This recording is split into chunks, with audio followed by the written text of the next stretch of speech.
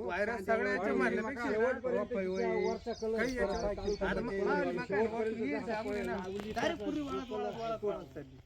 वरतून जे लागलं ना ते मध्ये 4-5 दिवस ते रात्रंदिवस चाललं ना त्याला तसं नाही.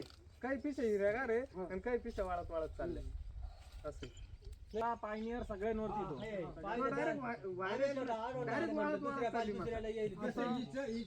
लागवडीपासून जवळ आहे ना मध्ये फरक वाटतो. काळोखीवर राहिली तर काळोखीवर किती केले? आणि 16 47 7.5 तुम्ही कॅल्क्युलेशन करून पाहिले का याच्यावरती? बघू. अच्छा एक मिनिट